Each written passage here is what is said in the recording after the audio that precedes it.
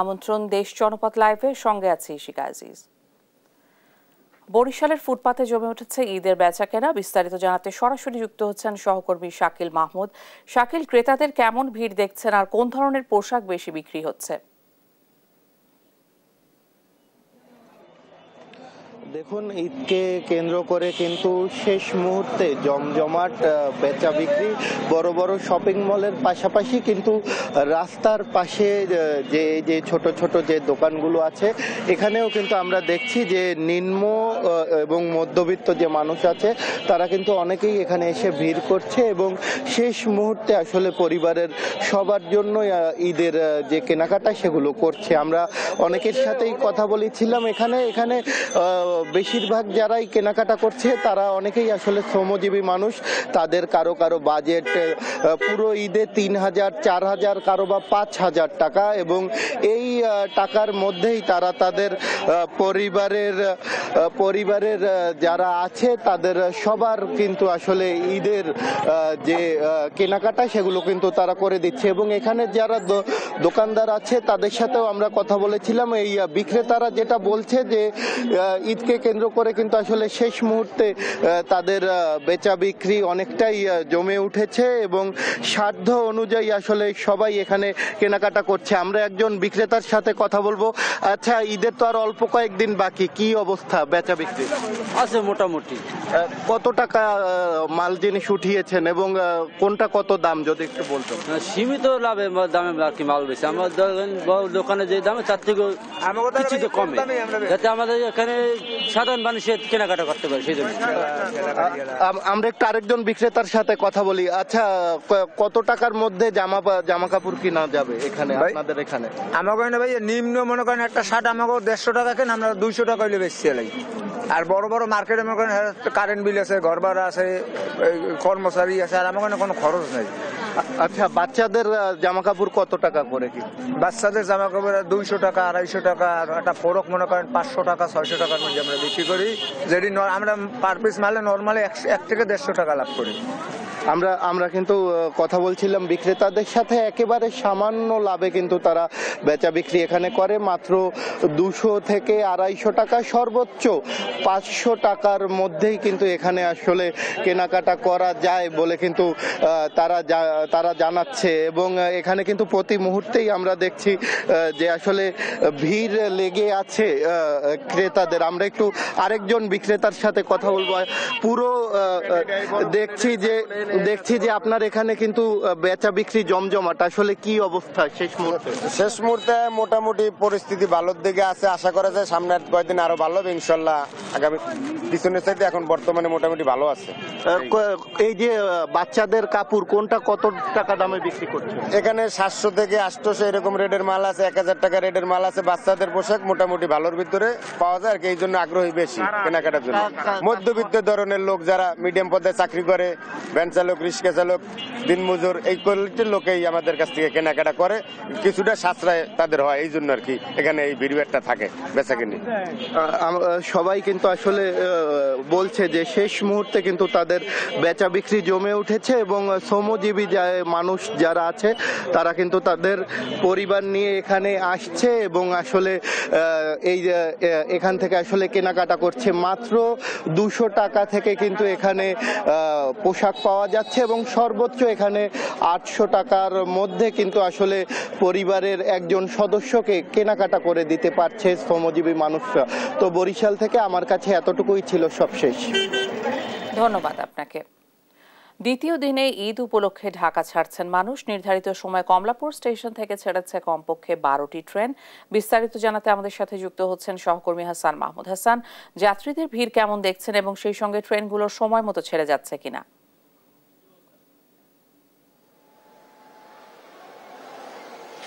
ইশিকা, আপনাকে ধন্যবাদ। আপনি যেমনটা বলছিলেন যে ট্রেনের কিন্তু যাত্রা শুরু হয়েছে। আমরা সকাল থেকে দেখছিলাম যে এখন পর্যন্ত প্রায় 14টি ট্রেন কিন্তু ছেড়ে গিয়েছে এবং সেগুলো আমরা দেখতে পাচ্ছি যে প্রত্যেকটাই কিন্তু যথাযথ সময়ে ছেড়ে গিয়েছে। যে সময় ছাড়ার কথা ঠিক সেই সময় কিন্তু ছেড়ে গিয়েছে এবং যাত্রীদের যে সংখ্যা সেটি কিন্তু অনেকটা স্বাভাবিকই ছিল। খুব বেশি যাত্রীর সংখ্যা কিন্তু বেশি ছিল না, যে বিশেষ করে যাদের টিকিট নাই সেরকম যাত্রীর সংখ্যা কিন্তু আজকে অন্তত চোখে পড়েনি তেমনটা। তবে খুব যে সংখ্যাটা আছে সেটি কিন্তু খুবই সামান্য এবং তারা কিন্তু স্ট্যান্ডিং টিকিট কেটেই কিন্তু এখান থেকে চলে যাচ্ছেন। আমরা দেখতে পাচ্ছি যে সাধারণ যাত্রীরা কিন্তু আসছেন এবং স্টেশন ম্যানেজার কিছুক্ষণ আগে যেটা বলছিলেন যে সবগুলো ট্রেনে কিন্তু তারা চেষ্টা করছেন যে সময় মতো ছাড়ার জন্য এবং যাতে সাধারণ মানুষের কোনো রকম ভোগান্তি তৈরি হয় তারা কিন্তু সে ব্যাপারে সর্বোচ্চ সতর্কতার অবস্থা নিয়েছেন। এবং আমরা যেটি দেখতে পাচ্ছি যে অন্য সময় সাধারণ যাত্রীরা অনেকটা টিকিট না কেটে ভিতরে ঢুকে পড়ে যায়, এবারে কিন্তু সেরকম কোনো সুযোগ দেখছি না এবং কয়েক স্তরের নিরাপত্তা ব্যবস্থা কিন্তু এখানে নেওয়া হয়েছে এবং সাধারণ যাত্রীরা যাতে টিকিট না কেটে ভেতরে ঢুকতে না পারে সে ব্যাপারে কিন্তু কয়েক দফায় কিন্তু তাদেরকে চেকিং করা হচ্ছে এবং এরপরে কিন্তু ভিতরে ঢুকতে দেওয়া হচ্ছে, এর বাইরে কিন্তু তাদেরকে আসলে ঢুকতে দেওয়া হচ্ছে না। এবং নিরাপত্তার জন্য কিন্তু অন্যান্য সময় যে পরিমাণ পুলিশ প্রশাসন এবং রেল পুলিশ থাকে তার বাইরেও কিন্তু বাড়তি পুলিশ এখানে নিয়ে আসা হয়েছে, তারা কিন্তু অবস্থান করছেন। একই সাথে আমরা কিছুক্ষণ আগে দেখছিলাম যে র্যাবের টহল দল তারাও কিন্তু এখানে ঘুরে যাচ্ছেন যাতে কোনো ধরনের নিরাপত্তা বিঘ্নিত হয় সে ব্যাপারে কিন্তু তারা সর্বোচ্চ সতর্ক রয়েছেন। এবং আমরা দেখতে পাচ্ছি যে মানুষের যে ভোগান্তি অন্যান্য বছর হয়ে থাকে সেটি কিন্তু এখন পর্যন্ত আমরা লক্ষ্য করছি না এবং সাধারণ মানুষ কিন্তু অনেকটা নির্বিঘ্নেই এবারে যে ঈদযাত্রা শুরু করতে পেরেছেন এবং এটি হয়তো অব্যাহত থাকবে। তবে আগামী 28 তারিখে যেহেতু সরকারি ছুটি শুরু হবে এর পরেই কিন্তু সাধারণ মানুষের যে ভোগান্তি এবং স্টেশনে সাধারণ মানুষের যে পরিমাণ সেটি কিন্তু অনেকটা বেড়ে যাবে, তখন হয়তো ঠিক কেমন হবে সেটি কিন্তু আমরা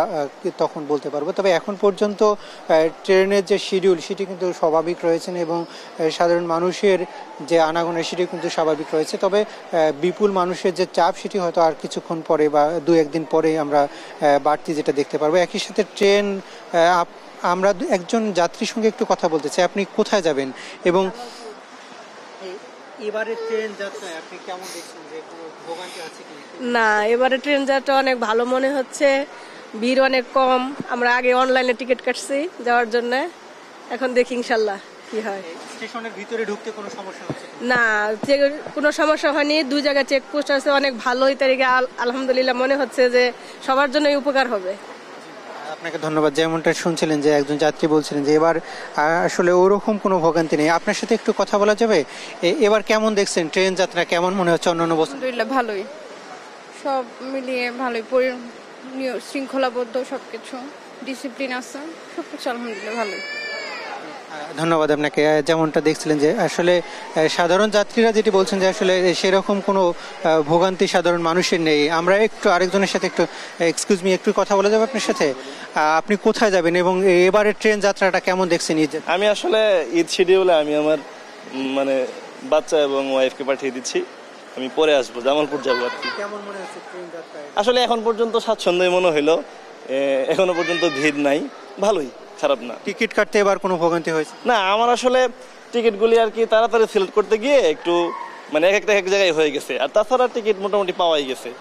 আর যেহেতু ধরেন 10 টিকিটের পেছনে প্রায় 200 জনের মতো লড়ে, তো সেই জায়গা থেকে তো অনেকেই পাবে না, এটাই স্বাভাবিক। জি, ধন্যবাদ আপনাকে। যেমনটা শুনছিলেন যে টিকিট কাটতে কিছুটা ভোগান্তি হলেও সাধারণ মানুষ কিন্তু এবার সার্বিক রেলের ব্যবস্থাপনা নিয়ে তেমনটা কিন্তু কোনো অভিযোগ নেই, অনেকটা স্বাভাবিকভাবেই কিন্তু সাধারণ যাত্রীরা এবার ঈদ যাত্রা করতে পারছে না। আমরা আর একজন যাত্রীর সঙ্গে একটু কথা বলবার চেষ্টা করি। এক্সকিউজ মি, একটু কথা বলা যাবে? এবার ঈদ যাত্রা কেমন মনে হচ্ছে সার্বিক দিকে? এখন পর্যন্ত তো ভালো, দেখা যাক ট্রেনে উঠলে বুঝতে পারবো কতটা ভিড় আছে কিনা, তখন বুঝতে পারবো। টিকিট কাটা, স্টেশনে ঢোকা সব মিলে কোনো ভোগান্তি আছে কিনা? হ্যাঁ, টিকিট কাটতে একটু ভোগান্তি হয়েছে। টিকিট 4-5 জন মিলে একটা টিকিট কাটা খুব কষ্ট এটা, আর ঢোকার সময় কোনো সমস্যা হয়নি। স্টেশনের অবস্থা কেমন দেখছেন? এখন পর্যন্ত তো শান্তই আছে, তো যখন ট্রেন আসবে তখন বুঝবো যে কেমন হচ্ছে অবস্থা। আপনাকে ধন্যবাদ। আমরা যেমনটা শুনছিলাম যে যাত্রীরা কিন্তু সবাই মোটামুটি বলছেন যে এখন পর্যন্ত কিন্তু কোনো ধরনের ভোগান্তি নেই এবং স্বাভাবিকভাবেই তারা টিকিট কাটা এবং স্টেশনে আসা, এরপরে আনুষঙ্গিক যেসব কার্যক্রম সেগুলো কিন্তু স্বাভাবিক রয়েছে এবং ট্রেন যেহেতু যথাসময়ে আসছে ফলে স্টেশনে যে পরিমাণ মানুষের ভিড় থাকার কথা সেটা কিন্তু নেই এবং যেহেতু ট্রেনগুলো যথাসময়ে ছেড়ে যাচ্ছে যাত্রীরা কিন্তু এখানে উপস্থিত হয়ে এবং তাদের নিজস্ব গন্তব্যে চলে যাচ্ছে, ফলে এখানে কিন্তু স্টেশনে সেই রকম মানুষের ভিড় নাই। তো ইশিকা, এই ছিল আমার কাছে এখান থেকে সবশেষ পরিস্থিতি। ধন্যবাদ আপনাকে। কমলাপুর রেল স্টেশন থেকে সর্বশেষ তথ্য জানছিলাম সহকর্মীর কাছে।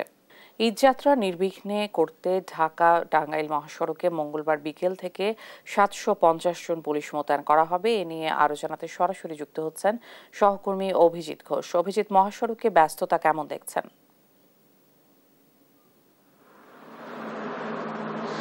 যে শিকা আপনি জানেন যে ঢাকা টাঙ্গাইল যমুনা সেতু মহাসড়ক এই উত্তরবঙ্গের 22টি জেলার মানুষ এই সড়ক ব্যবহার করে এবং এই ঈদকে কেন্দ্র করে জেলা প্রশাসনের পক্ষ থেকে এই দুপুরের পর থেকে মানে 3টে বা 4টার থেকে এই মহাসড়কটিতে এই টাঙ্গাইলের গোড়াই থেকে যমুনা সেতু পূর্ব পর্যন্ত 750 জন পুলিশ সদস্য মোতায়েন করা হবে। তারা এই মহাসড়কের দায়িত্ব পালন করবে যানজট এবং অন্যান্য যে আইন শৃঙ্খলা রক্ষার জন্য যে প্রয়োজনীয় উদ্যোগ সেটি তারা এই গ্রহণ করবেন। পাশাপাশি হাইওয়ে পুলিশ সহ অন্যান্য বাহিনী এই মহাসড়কে দায়িত্ব পালন করবে।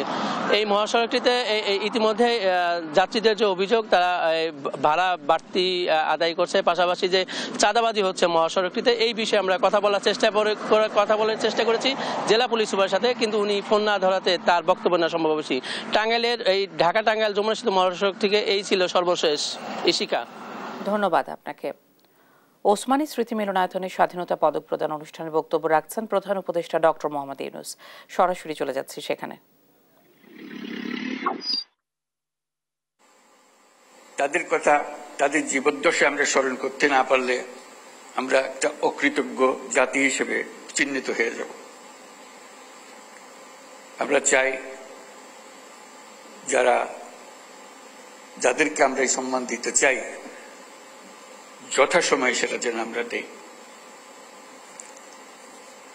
উপস্থিত সুধীবৃন্দ, সবাইকে আমার শুভেচ্ছা এবং সালাম জানাচ্ছি। আসসালামু আলাইকুম। আজ 25শে মার্চ মানব সভ্যতার ইতিহাসে কলঙ্কিত এক হত্যাযজ্ঞের দিন। 1971 সালের আজকের রাতে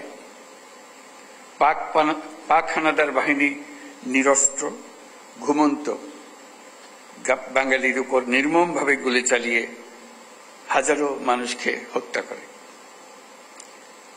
25শে মার্চ থেকেই এদেশের মানুষ সশস্ত্র প্রতিবাদে জেগে উঠেছিল। 9 মাসের যুদ্ধের মধ্য দিয়ে স্বাধীন হয় বাংলাদেশ।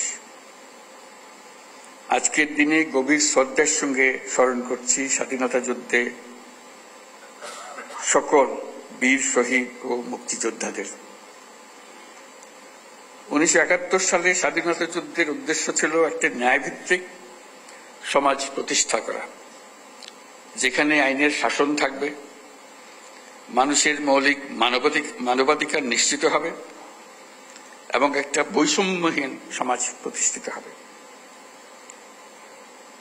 কিন্তু স্বাধীন বাংলাদেশে এখনো ন্যায়ভিত্তিক সমাজ প্রতিষ্ঠা করা যায়নি। দীর্ঘদিন ধরে এই দেশের মানুষকে তাদের ভোটাধিকার থেকে বঞ্চিত করা হয়েছে। দুর্নীতি, লুটপাট ও খুনের রাজত্ব চালিয়ে দেশে একটি ফ্যাসিবাদী সরকার ব্যবস্থা কায়েম করা হয়েছে। আজকের দিনে আমি শ্রদ্ধার সঙ্গে স্মরণ করছি জুলাই গণ অভ্যুত্থানের শহীদ ও আহতদের। তাদের আত্মত্যাগের কারণে আমরা একটা নতুন বাংলাদেশ গড়ার স্বপ্ন দেখার সুযোগ পেয়েছি। এই সুযোগ আমরা কোনো ক্রমেই বৃথা হতে দেব না। সুধীবৃন্দ, কৃতিত্বপূর্ণ অবদানের জন্য এই বছর অন্তর্বর্তী সরকার 6 জন বিশিষ্ট নাগরিককে মরণোত্তর স্বাধীনতা পুরস্কারে ভূষিত করেছে। তারা সবাই বাংলার সূর্য সন্তান। অধ্যাপক জামাল নজরুল ইসলাম একজন বিশ্ববরেণ্য বিজ্ঞানী। পৃথিবীর নামকরা সব বিজ্ঞানীরা তাকে চেনেন। তিনি সবসময় প্রকৃতি ও মানুষের কল্যাণে নিয়োজিত ছিলেন।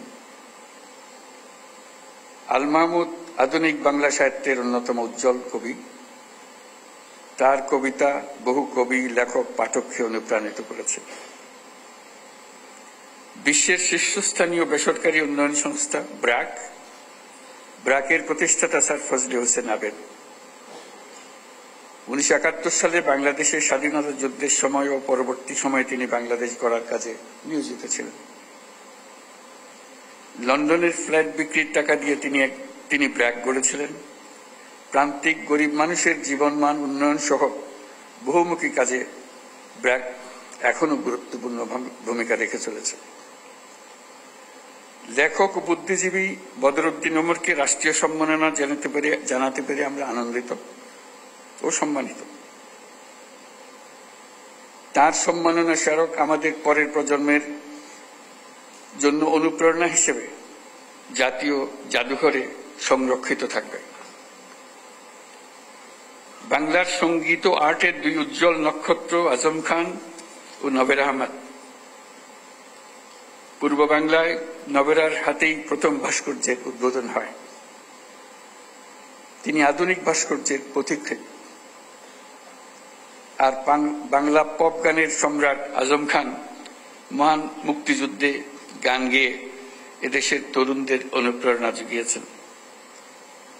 তিনি সমাজের বঞ্চিত মানুষের জন্য গান করেছেন। আজম খান এদেশের হাজারো তরুণ সঙ্গীত শিল্পীর আইকন।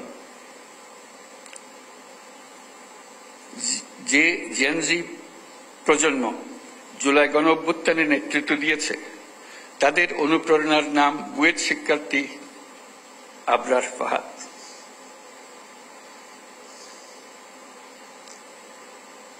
সে ন্যায় বিচারের জন্য, বাক স্বাধীনতার জন্য জোরালো প্রতিবাদ করে সন্ত্রাসীদের হাতে নিহত হয়েছিল। তাকে স্মরণ করে তাকে রাষ্ট্রীয় সম্মাননা জানাতে পেরে জাতি গর্বিত। যারা আজ এই সম্মাননা পেলেন তারা জীবদ্দশায় এই প্রাপ্তি দেখে যেতে পারেননি। এটা অত্যন্ত বেদনাদায়ক। আজকের দিনে তাদের অবদানকে আমরা কৃতজ্ঞতার সঙ্গে স্মরণ করছি। স্বাধীনতা পদক প্রাপ্তদের স্বজন যারা আজ এখানে উপস্থিত আছেন তাদের প্রতি আমার শুভেচ্ছা ও সহমর্মিতা জানাচ্ছি। জাতীয় জীবনের বিভিন্ন ক্ষেত্রে অনন্য অবদানের স্বীকৃতি হিসেবে আজ আপনাদের স্বজনরা সর্বোচ্চ রাষ্ট্রীয় পুরস্কার পেয়েছেন। দেরিতে হলেও তাদেরকে এই স্বীকৃতি ও সম্মান প্রদান করতে পেরে আমরা সবাই আনন্দিত, দেশের সবাই আনন্দিত। তাদের কাজ যুগ যুগ ধরে প্রজন্ম থেকে প্রজন্মে তরুণদের মধ্যে অনুপ্রেরণা ছড়িয়ে দেবে। আজকে উপস্থিত থাকার জন্য আপনাদের সবাইকে ধন্যবাদ। আবারও সকলকে মহান স্বাধীনতা দিবসের শুভেচ্ছা জানিয়ে বক্তব্য শেষ করছি। আল্লাহ হাফেজ। মাননীয় প্রধান উপদেষ্টাকে বক্তব্য রাখছিলেন প্রধান উপদেষ্টা ডক্টর মোহাম্মদ ইউনূস। কুমিল্লা সিলেট মহাসড়ক খানাখন্দে ভরপুর, প্রশস্তকরণে ধীর গতি। বিস্তারিত জানাতে সরাসরি যুক্ত হচ্ছেন সহকর্মী মেহেদী নূর পরশ। পরশ, সংস্কার কাজে ধীর গতির কারণ কি?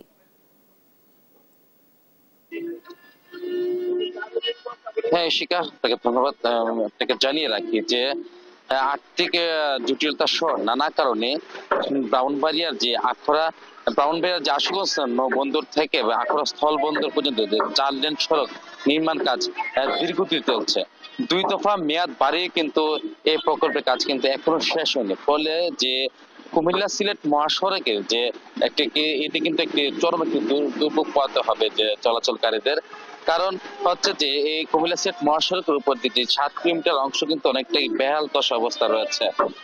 তো আমি যে স্থানটিতে রয়েছি যে ব্রাহ্মণবাড়িয়া শহরতলি যে বিরাসামপুর এলাকায় দেখতে পাচ্ছেন যে রাস্তার যে বেহাল দশা, প্রচুর বিভিন্ন স্থানে কিন্তু খানাখন্দ রয়েছে। এই খানাখন্দর কারণে কিন্তু যেসব যানবাহন চলাচল করছে, এই চলাচলকারী যানবাহনদের কিন্তু দুর্ভোগ পোহাতেই তাদের বিভিন্ন গন্তব্যে যেতে হচ্ছে। তো এছাড়াও যে রাস্তায় কিন্তু প্রচুর ধুলো রয়েছে। এই ধুলোবালির কারণে মানুষ কিন্তু একটু অসুস্থ রয়েছে, কারণ এই ধুলোবালির কারণে আশেপাশে যেসব যে বিভিন্ন দোকানপাট যে বাসা বাড়ি রয়েছে তারাও কিন্তু একটা অস্বস্তি বোধ রয়েছে। এছাড়া সামনে যে ঈদ আসলে ঈদ উল ফিতরে কিন্তু আর বেশি দিন সময় বাকি নেই। এই সড়ক দিয়ে কিন্তু প্রতিদিন 20 থেকে 30,000 যানবাহন চলাচল করে। তো বেশ কয়েকজন যাত্রীদের সাথে আমার কথা হয়েছে, তারা বলছেন যে এই ঈদ যাত্রায় যদি এই সড়কের যদি এমন বেহাল অবস্থা থাকে তাহলে তাদের কিন্তু বাড়ি যেতে কিন্তু অনেকটাই দীর্ঘ সময় লেগে যাবে।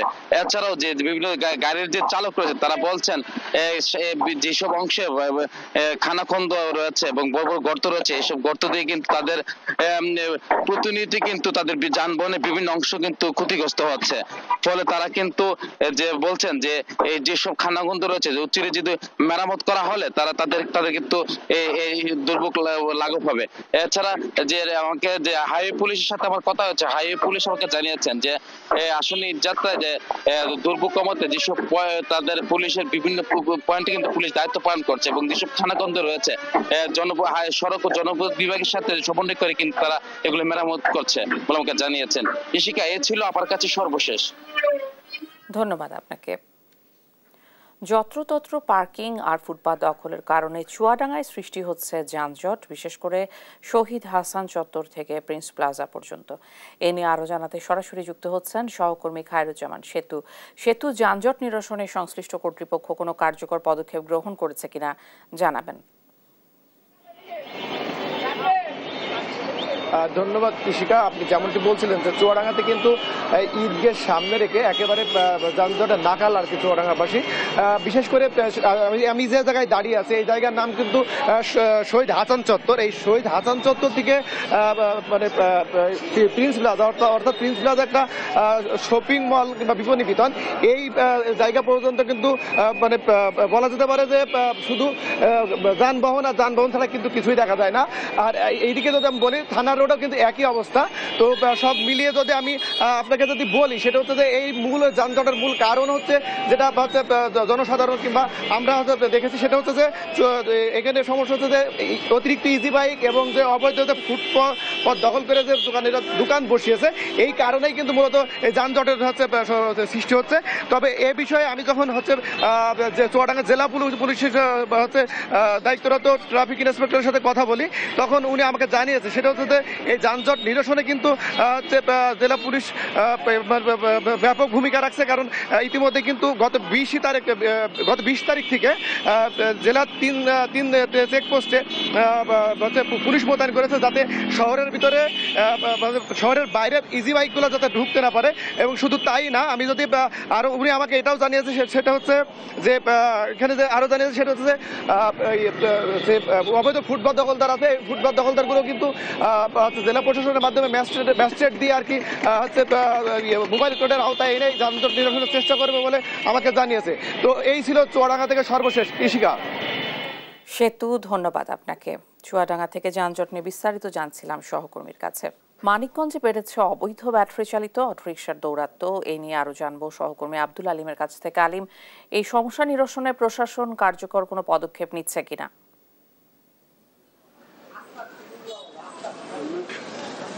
মানিকগঞ্জ পৌর শহরে দিন দিন বেড়েই চলেছে হ্যালো বাইক এবং ইজি বাইক এবং অটো রিক্সার দাপট। এই অবৈধ হ্যালো বাইক অটো রিক্সার দাপটে কিন্তু অনেকটাই যে ভোগান্তি সেটা কিন্তু পোহাতে হচ্ছে এই সাধারণ পথচারী এবং মানিকগঞ্জ পৌরবাসীদের। তো বলতে চাই যে এই মানিকগঞ্জ পৌর শহরটি মাত্র 1 কিলোমিটারের রাস্তা। তো এই 1 কিলোমিটার রাস্তায় প্রায় 1000-এর উপরের বেশি ইজি বাইক এবং অটো রিক্সা চলাচল করে, যার কারণে কিন্তু প্রতিনিয়ত যানজট এবং ছোটখাটো দুর্ঘটনা ঘটে। তো আমরা যেটুকু জানতে পেরেছি যে গত যে আওয়ামী সরকার ছিল সেই সরকারের সময় যে পৌর মেয়র রমজান আলী ছিলেন তিনি পরপর 2 বার 500 করে 1000 হ্যালো বাইকের নিবন্ধন দেয় এবং প্রায় 700 অটো রিকশার নিবন্ধন দেয়। তো এই ছোট শহরে এতগুলো যানবাহনের যে নিবন্ধন দেয় তারপরে নিবন্ধনের বাইরেও কিন্তু প্রায় আরো প্রায় 1000-এর উপরে বেশি যানবাহন এই পৌর শহরে চলাচল করে, যার কারণে কিন্তু এই যানজট লেগেই থাকে এবং চরম ভোগান্তি পোহাতে হয় পথচারীদের। তো আমরা এই বিষয়ে কথা বলেছি ট্রাফিক পুলিশের যে প্রশাসন আব্দুল হামিদ রয়েছে তার সাথে। তিনি যেটি বলছেন যে গত 3 মাসে প্রায় 2000-এর যানবাহনের উপর তারা আইন প্রয়োগ করেছে এবং প্রায় কোটি টাকা জরিমানা করেছে এবং 500 যানবাহন তারা আটক করেছে বলে তারা দাবি করেছেন। আমরা কিন্তু পথচারীদের দাবি যে আসলে যেভাবে পুলিশ প্রশাসনের ব্যবস্থা নেওয়ার কথা সেভাবে কিন্তু তারা ব্যবস্থা নিচ্ছে না, যে কারণে দিন দিন কিন্তু বেড়েই চলেছে এই অবৈধ হ্যালো বাইক এবং অটো রিকশা যে দৌড়াতে সেটি। তো স্থানীয়দের দাবি যে যেগুলো অবৈধ রয়েছে সেগুলোর উপরে যেন তারা আইন প্রয়োগ করে এবং এই পৌর শহরে যেন চলাচলের উপযোগী করে তোলে তার দাবি জানিয়েছে। তো এই ছিল আমার কাছে মানিকগঞ্জ পৌর শহরে যে অবৈধ অটো রিকশার দাপট তার সর্বশেষ খবর। আলিম, অনেক ধন্যবাদ আপনাকে। ময়মনসিংহের পুরাতন ব্রহ্মপুত্র নদের কাছারিঘাট দিয়ে নৌকায় করে প্রতিদিন 8-10 হাজার মানুষের যাতায়াত। ব্রিজ না থাকার কারণে পারাপারে যেমন ভোগান্তি হচ্ছে, তেমনি উৎপাদিত পণ্য সহজেই তারা করতে পারছেন না বাজারজাত। এ নিয়ে আরও জানাতে সরাসরি যুক্ত হচ্ছেন সহকর্মী ইলিয়াস আহমেদ। ইলিয়াস, এ নিয়ে সড়ক ও জনপথ বিভাগ কি বলছেন? সড়ক ও জনপথ বিভাগ বলছেন যে ইতিমধ্যেই তারা কিন্তু তাদের যে পরিকল্পনা অর্থাৎ ময়মনসিংহ নগরীর কাছারিঘাট এলাকায় একটি সেতু নির্মাণের পরিকল্পনা অনুযায়ী কিন্তু তারা প্রাথমিক পর্যায়ে যে কাজ সেটি কিন্তু শুরু করে দিয়েছেন। অর্থাৎ এই অঞ্চলের মানুষের দীর্ঘদিনের দাবি ছিল এখানে যদি একটি ব্রিজ নির্মাণ করা হতো তাহলে কিন্তু এই চরাঞ্চলের মানুষের যে ভোগান্তি সেটি কিন্তু অনেকাংশেই কমে যেত এবং বিশেষ করে মানুষের যে অর্থনৈতিক অবস্থা সেটি কিন্তু আরো বৃদ্ধি পেত। সেই বিষয়টি আমরা লক্ষ্য করেছি। অর্থাৎ ব্রহ্মপুত্র নদীর ওপারে অর্থাৎ চরাঞ্চলে কিন্তু কৃষি এবং যে সবজি চাষ সেটি কিন্তু সারা বাংলাদেশের মধ্যে অন্যতম একটি এলাকা এবং সেখানকার সবজি কিন্তু পরিবহন ব্যবস্থা কিন্তু এই সেতুটি নির্মাণ হলে একেবারেই সহজ হতো এবং কৃষকরা কিন্তু উপকৃত হতো। বিশেষ করে মানুষ যে ভোগান্তির মধ্যে পড়েছেন অর্থাৎ প্রতিদিন এখানকার ইজারাদার যে আছেন তারা বলছেন যে প্রতিদিন প্রায় 15 থেকে 20 হাজার মানুষ কিন্তু এই নৌকা যুগে চলাচল করে থাকেন এবং যার কারণে কিন্তু প্রায় সময় দেখা যায় যে দুর্ভোগ সেটি কিন্তু অনেকাংশই পোহাতে হয় এবং সাধারণ মানুষের দাবির প্রেক্ষিতে অর্থাৎ দীর্ঘদিন দাবি ছিল তাদের সেই দাবির প্রেক্ষিতে কিন্তু প্রশাসন সহ সংশ্লিষ্ট যে অধিদপ্তর রয়েছে তারা কিন্তু একটি ব্রিজ নির্মাণের পরিকল্পনা করছেন এবং সেটি যদি নির্মাণ হয় তাহলে কিন্তু এই অঞ্চলের যে মানুষের ভোগান্তি সেটি কিন্তু অনেকাংশেই কমে আসবে। এই ছিল আমার কাছে ময়মনসিংহ থেকে সর্বশেষ। ধন্যবাদ ইলিয়াস আপনাকে। এই ছিল এখনকার দেশ জনপথ লাইভ। পরের বুলেটিন দেখার আমন্ত্রণ রইল। ধন্যবাদ।